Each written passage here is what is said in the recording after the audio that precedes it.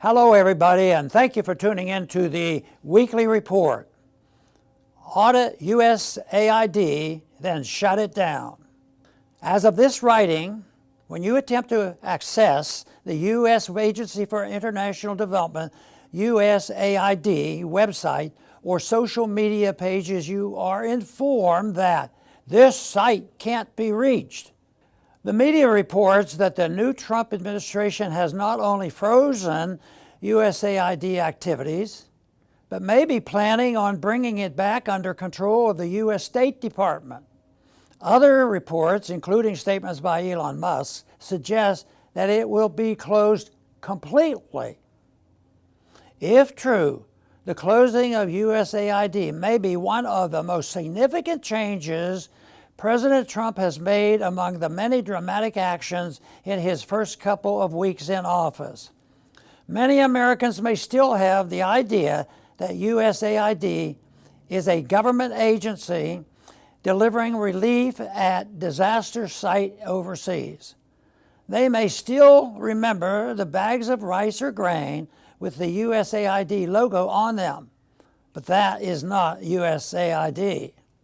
USAID is a key component of the U.S. government's regime change operations worldwide.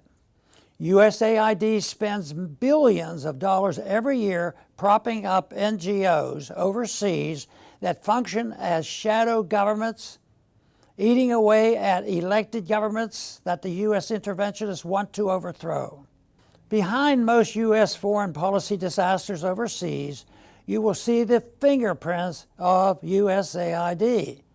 From Ukraine to Georgia and far beyond, USAID is meddling in the internal affairs of foreign countries, something that would infuriate Americans if it was happening to us. When President Trump ordered a 90-day pause in USAID activities, we quickly learned just how pernicious the agency really is. The U.S. media reported that Ukrainian press outlets were scrambling to keep their doors open when the U.S. dollar stopped flowing. It is reported that 90% of the media outlets are funded by the U.S. government. This means that there is virtually no independent media in Ukraine, only fake news outlets willing to toe the U.S. administration's propaganda line. Does anyone think these wholly U.S.-funded news outlets would ever publish a story that the U.S. government did not want published? This is plainly immoral, but it is also dangerous. Most U.S. mainstream media stories about Ukraine have their origin in the reporting of the local media.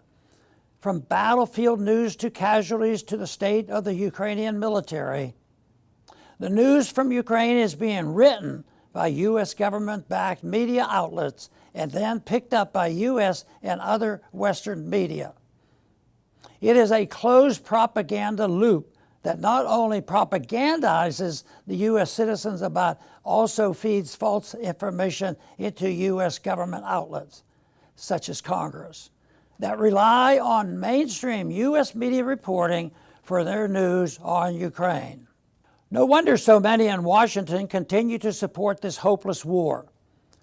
But USAID is not just the business of disinformation. Elon Musk recently reported a New York Post article on X reporting that USAID bundled $53 million to Echo Health Alliance to support gain-of-function research on coronavirus at the Wuhan lab.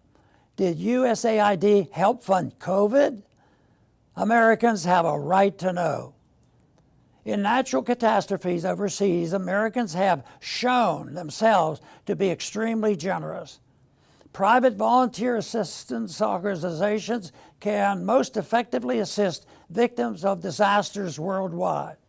USAID needs a full and transparent audit. Americans deserve to know exactly what is being done in their name. Then the agency needs to be shuttered completely and its employees sent home. That would go a long way toward making America great again. Thanks for listening.